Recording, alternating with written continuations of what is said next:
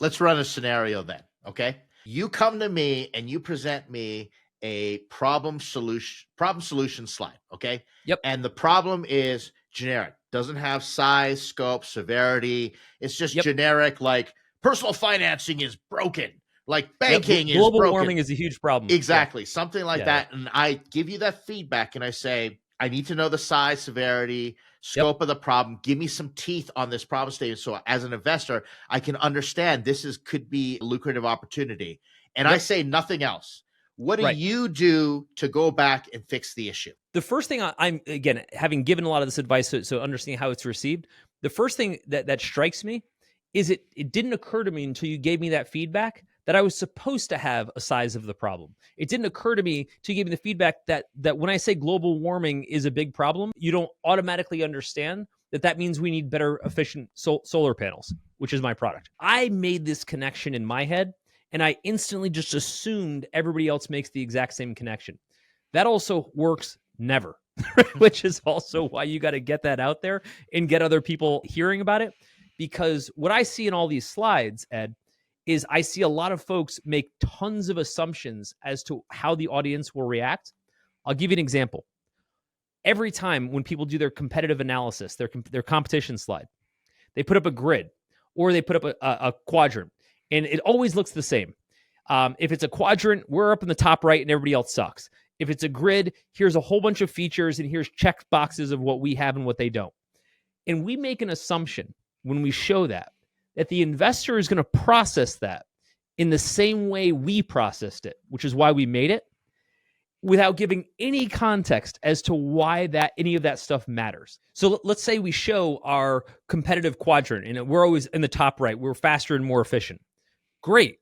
But why does that matter to the customer?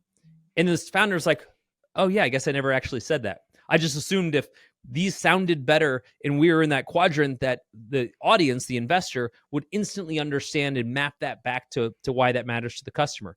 And it's like, yeah, if they were you and they understood the customer implicitly, but they're not. They've been thinking about this for 90 seconds. Why would they possibly make that connection? You've got to tell them right across the top in very specific language.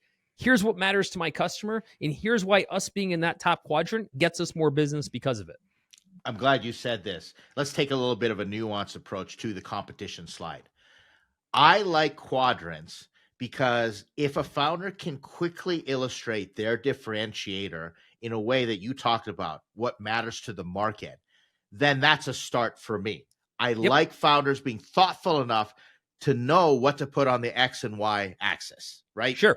Then I do look for a grid, but I don't want that up front. And this is just my personal preference. Someone sends me a grid and it's got all these bullet points. As we talked about before, I don't have a domain expertise in the solution. Right. So I don't know what the competition is doing. So I'm like, not going to do it. But when I get to due diligence, I do want to see that you have picked through your competition. So competition, presenting that slide and the different forms, it changes when you have a screener deck, that introduction, and you're doing that initial 5-minute pitch, to due diligence when you're spending an hour and they're ripping through questions and talking to you about it. We also have to set it up to say the reason it matters that we're in this quadrant, or the reason that it matters that we have these features that our competition doesn't, is because that's specifically what our customers are looking for. Saying we have a bunch of features that no one's looking for is useless, right? That's just saying you're different, right? Our job is to say why in the customer's mind, we're better. And here's how I raised money with that. Great example. I raised money in China, got all the investor support by saying, here's what matters to the customer. They want a degree from an American university, but they want education that's relevant and makes them money in their local country. We filled that quadrant. That was literally my XY. And everyone said, we get it, because I could say nobody else is doing that.